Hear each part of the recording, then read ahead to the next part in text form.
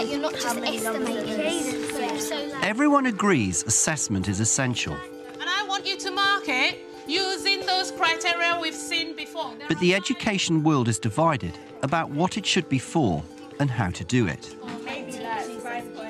Over the past 20 years, assessment in England has been dominated by summative testing and league tables, designed to drive up standards and make schools accountable. Which makes it more tense.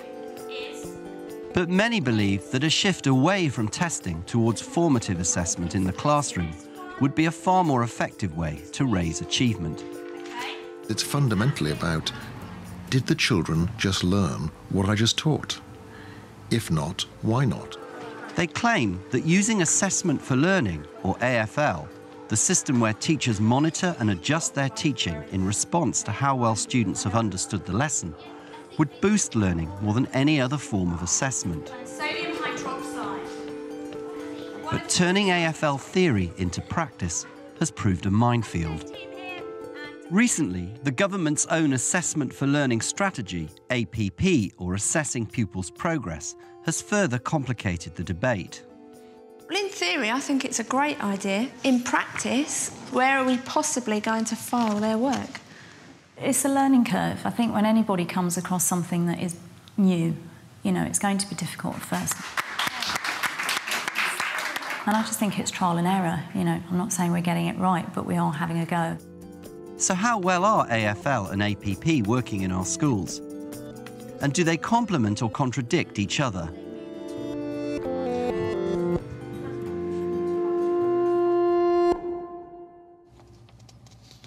In 1998, a leading advocate of assessment for learning, Dylan William, along with Professor Paul Black, published Inside the Black Box.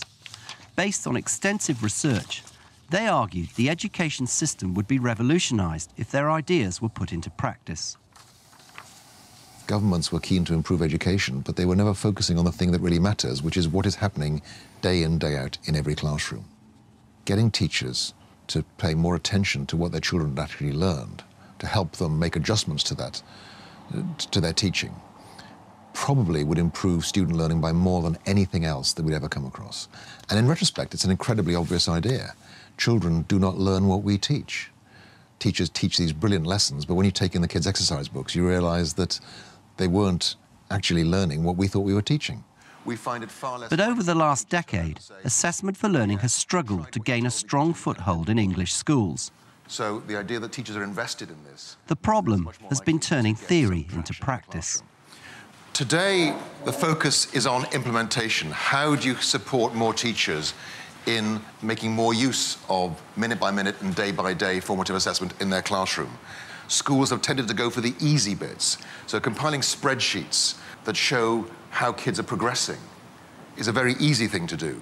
But actually changing the practice of the teachers in the classroom is very, very much harder. For Dylan William, the key to AfL is for students to understand exactly what they're learning and for teachers to use astute questioning and assessment techniques that help move learners forward.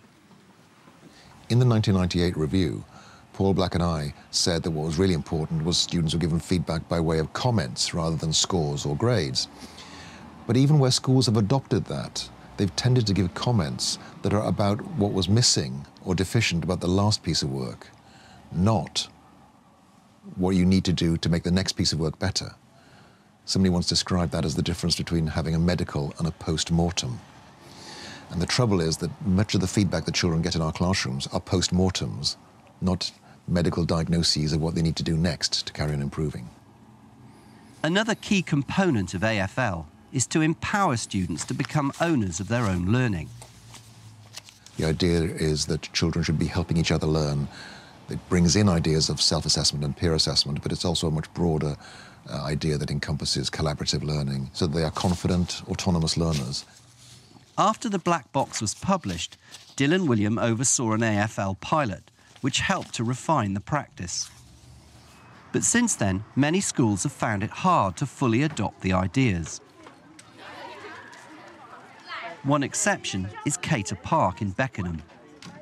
OK, girls, the final thing I want you to do today is I want you to take 3 Post-its each from Here, chemistry teacher Kate Camion-Smith is using an AfL technique to gauge how well the students have understood her lesson. Third post-it, something you still don't understand, or if you understood everything, something you want to know more about, OK? So on the post-it, I want you to write that down. I also want you to put your name on the bottom of it. Is there anybody who does not understand what they need to do? Okay? The school fully adopted AfL 4 years ago. Since then, GCSE results have risen by 20%, and they claim AfL has been a major factor. Stuck it on, make sure you move back. The initiative has been led by Assistant Head Sally Kelly. We started with really some of the more simple areas, which are making sure that learning intentions are really, really clear, and really trying to make sure that we involve all the learners. And so really that's about questioning strategies, making sure, for example, that teachers give students time to answer questions. Things like post-it notes so that teachers can, in real time, check if students have understood a key question. We also made it easier for teachers by giving them sort of goodie bags, if you like, of the things that they actually needed. The first whiteboard I see holding it up will get a point for that round. Because obviously teachers are very busy, and if you can ease their planning in any way, it's obviously going to make something more successful. The other thing that we needed to make sure that we were really working on was peer and self-assessment. So 10 divided by 1, 2, 3, 4, 5. That's right. 10 divided by 5 is 2. The AfL theory is that peer assessment helps student engagement and deepens their understanding. Granny, what do I do when outliners... We also spoke to the students about what they were doing. They feel more empowered by it. And we feel now we're marching forward to make sure that teachers really are, in real time, taking notice of the things that they're checking in lessons and changing what they do. But few schools have adapted easily to AfL. And even some of the most experienced teachers have found it difficult to master. Through researching it, I've kind of discovered, and I think most teachers now know, that if you are being observed by Ofsted, you should do a little bit of peer assessment. And, you know, that will tick the AfL box quite nicely. Of course, this means that nobody's practice has changed in any way, shape or form, OK? We just know how to respond to it just about for Ofsted's purposes. And teachers, for their part, need to accept that responsibility. They need to be... At a 2009 conference on testing and assessment, AfL was high on the agenda. 19th century. Attending were senior figures from across the educational establishment. It looks simple. It is not simple, but it's perfectly doable, and the benefits are well attested to. We've got to encourage a culture where... Professor Mary James headed up the influential Learning How to Learn project. A key finding was that 80% of teachers were struggling to put AfL into practice. ...onto reading, writing and mathematics. Matthew Portal, London Borough of Newham. And I find going round just normal schools, not ones necessarily involved in research projects and doing special initiatives of various kinds, that it's actually very rare indeed to see a really first-class assessment for learning-based lesson. You're absolutely right. We worked with 40 schools, and we looked at what was happening in those 40 schools, 1,500 teachers. And to be honest, we thought only 20% of the teachers had captured what we called the spirit of assessment for learning.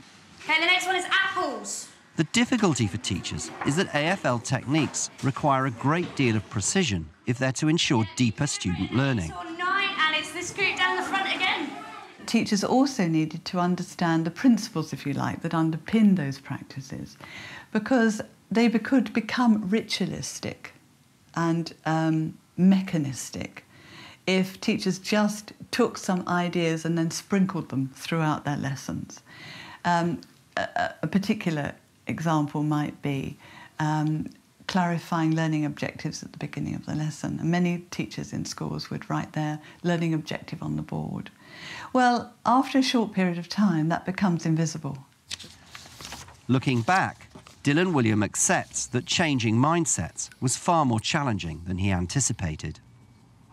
I think that we were hopelessly naive back in the 1990s about how difficult it would be to secure these kinds of changes across a system.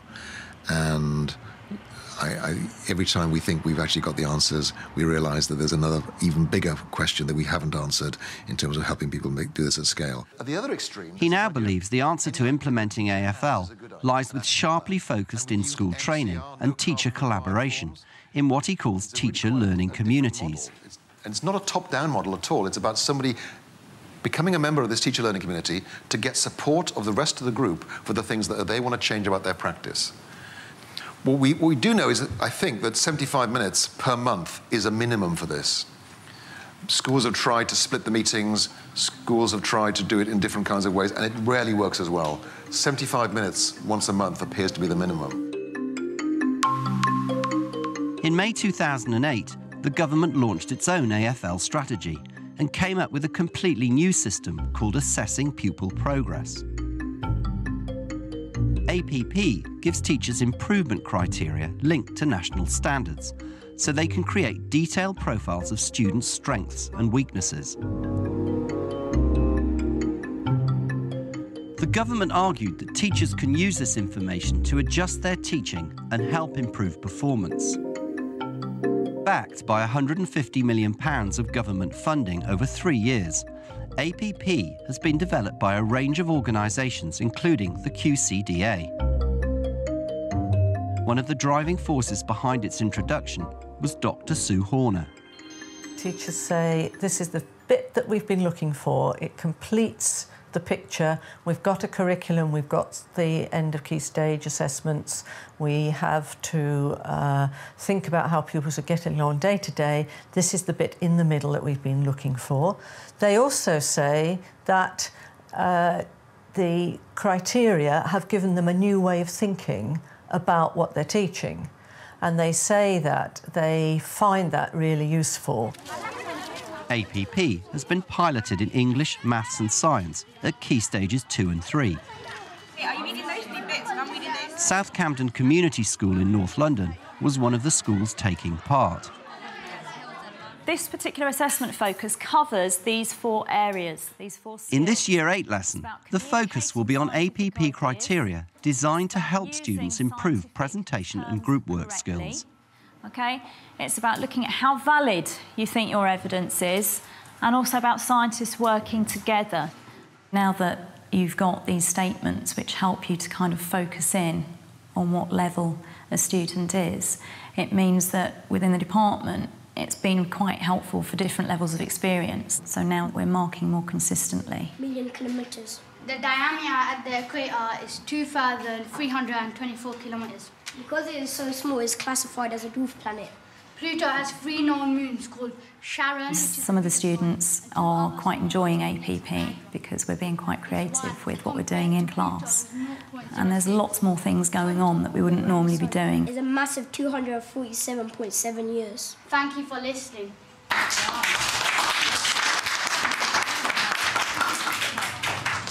After the pilot, APP was rolled out nationally, and many began to explore how the traditional ideas of AfL and the new APP strategy could best work together. At Cater Park, they initially welcomed APP. I was actually quite excited when I first sort of looked at the concept, because initially it seemed to be something that would support learning. It would, the criteria that were going to be there could help teachers actually plan good learning objectives for the gaps in student knowledge. I thought, oh, well, brilliant, there's some clear criteria there that students can get involved in assessing their own learning. And I thought, absolutely fantastic, it fits in exactly with what we're been doing with assessment for learning. So at first it looked like it was a great idea. OK, along the list of grids there are 8 assessment focuses, OK, and these are some of them. English teacher Claire Williams is introducing APP criteria to students in a poetry lesson. AF2, understand, describe, select information and use quotations. Thank you. The problem with it is if you look at the language, first of all, it's very, very complex. Comments on structural choices show some general awareness of writer's craft, e.g. it tells you all things burglars or something like that can do to your house. And then the last section... It almost automatically excludes the possibility of students being involved in tracking their own progress.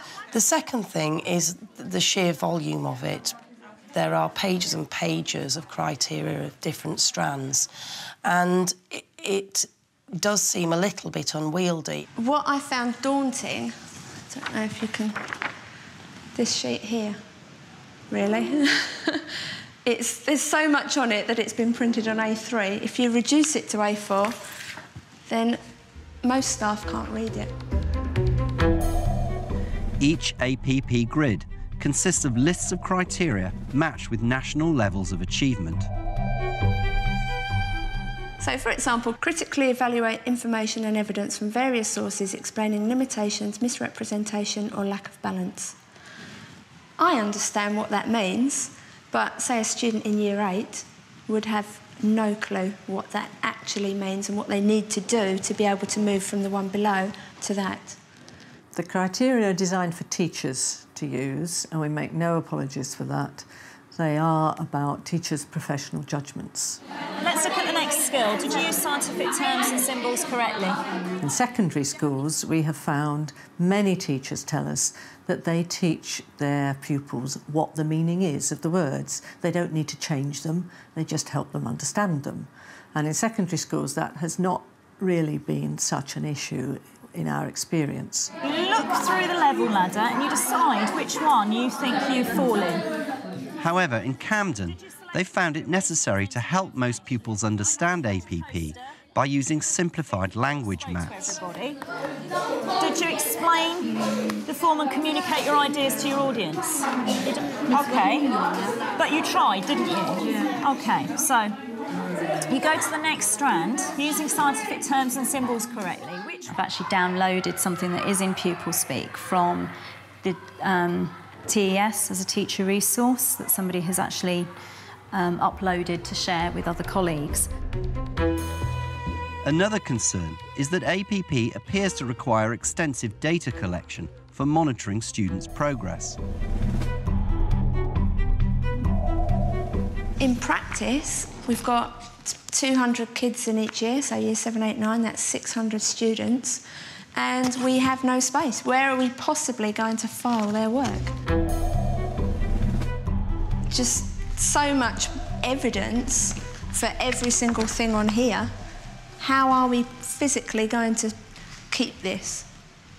What teachers have also said to me when I go to conferences is I can't be doing with all these enormous numbers of folders with lots and lots of things I'm supposed to put in them, and it's a great big burden and I can't cope with it, and I fully agree with them about that. We never intended that you had to have great big folders for every child and that somehow you couldn't manage to do APP if you didn't. So it is important to think about how to bring APP to life in the classroom by teachers understanding it from the inside, not on the basis of bits of paper. But some schools prefer the more intuitive traditional model of AfL, rather than the new data-collecting focus of APP. It is possible that APP could support assessment for learning, but it has slightly muddied the waters, and it has meant that we are focusing on implementing the APP strategy instead of developing what was really quite a strong strategy in assessment for learning. It's a view shared by Dylan William, who believes APP has lost sight of the original formative spirit of AfL. I think, like most translations, it's captured some of the meaning and not some of the most important bits of the meaning. So yes, there has been a loss in the translation. If your approach to AfL makes any use of a spreadsheet, you're not doing the kind of AfL that makes the most difference to children. They've also left well alone the stuff that makes the biggest difference to children, which is how their teachers teach minute by minute and day by day. And it's just that change in focus that I think has been so counterproductive. Perhaps what I should do is make a distinction between assessment for learning as Black and William have it, which is about day-to-day pupil involvement in their learning, which I do think is really important, and what APP offers, which is the link to national standards. So look for that card. Up till now, it's been a voluntary and flexible scheme, with over 9 in 10 schools taking it up. Okay, so you weren't sure? But APP is now at a crossroads. I know most of you. If it remains voluntary, schools could continue to customise it in ways that help the teacher adjust their teaching to how well students have understood the lesson. It's a good word to show when he's upset. For.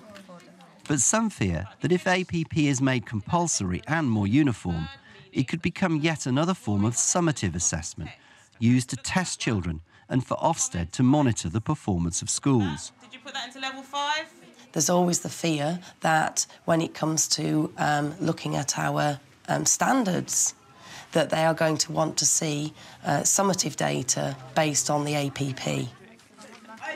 If it becomes a summative tool, then it's going to become a bureaucratic nightmare. I think it is true, as far as I understand it, that Ofsted does expect to be able to see how schools trace progress and how they reach the outcomes that they do, and that they do know how their children are doing. I don't think Ofsted or other people have a view there is only one way to do that. However, I do think that APP is as good as many and better than a lot, and so therefore I would be asking schools to seriously think about using APP. But Dylan William believes that even if APP remains voluntary, its hybrid mix of formative and summative assessment will continue to cause problems for most schools. Thank you. Wonderful. There's no doubt in my mind that the actions the government has taken has resulted in a very confused picture. If you try to make the same system serve both formative and summative functions, then what happens is the shadow of the summative extends right throughout the learning, so that everything becomes about record keeping. And what do you say to people who say it's really important to keep summative and formative forms of assessment separate? That's fine, but I think it's not quite the real world, because why would we not use what information we can get from whatever assessment, both in terms of helping pupils make more progress and in terms of being able to say, I know where they are and I know how they relate to national standards. Discussions about APP are also part of a complex national debate on the future of assessment in England, and in particular, the right balance between formative and summative assessment. The fact of the matter is that APP should be supporting assessment. It should be cherry-picked, actually. It should be sampled, and it should be an iterative process, and it should be part of a professional development process, not an imposition. In terms of policy, government needs to back off AfL, to be quite honest, because it seems to me that AfL is fundamentally a matter of pedagogy. It's how teachers teach. And when government tries to intrude into that, it generally gets things wrong. And that's why it's muddied the waters. So if it's seriously interested about clarifying the waters, it needs to create a structure, a framework for holding schools accountable, that holds schools accountable for the things they can change, how much progress kids make, and then leave the schools to get on with it. I don't think we can get away from the fact that you need to have some independent accountability in the system, and I don't think it's enough to have the system entirely assessing itself. You know, after all, we're in an age where there's lots of complaints in the health service or in Parliament where you have people trying to police themselves, and we're moving into an age of greater, not less, accountability. And in those circumstances, I cannot see how you can get away from having summative assessment, and I think, in fact, it would be wrong to do so. We can't have schools as secret gardens where nobody understands what's happening. And so you need to be able to explain what's going on so that we can be accountable for individual children, for school performance, and as a nation for how we're getting on. Is there any other reason? I want Sultana to tell me. The future of assessment is in flux. Brilliant. OK. A recent Common Schools Committee report delivered a surprising new message. Trust the teachers. However, the party political debate remains largely centred on the best way of using assessment to hold schools to account. There have been some quite significant policy developments over the last 12, 18 months, particularly the proposals from the Tories to get rid of the SATs tests at the end of Key Stage 2 and replace them with tests at the start of Key Stage 3. And the government is also looking at supplementing league tables with report cards based on only partly on exam performance. But I think at a fundamental level, you don't see huge differences between the parties on assessment and accountability policy. I don't think anybody is really talking about the holistic look at the side effects of assessment-based accountability and summative assessment in terms of the learning experiences for pupils. The playing around with where do you actually put the tests and so forth is just an indication of the nervousness that policymakers or politicians have with getting rid of testing. And I don't think we can go down this route very much longer. Can I ask you to try something out? Can you all hold your hands? For the guru of AfL, the best way forward is to give summative testing a lighter footprint and to clarify the exact purpose of each form of assessment. If you think about it in terms of a sporting metaphor, I think that GCSE is the Olympics. I think APP is the 2-monthly track meet where you go and try out and you have qualifying rounds and all the rest of it. But AfL is all the training you do between these events so that when you come to those events, you're in a position to do as well as you possibly can. And I think getting the balance between those different kinds of assessment. What's the purpose of this? Is the purpose of this assessment to help the students learn better, or is it to record what they've already learned? And I think APP and GCSE are more about recording what students have learned. I think the AfL is the training part of it. How do we improve this person's ability at this particular activity?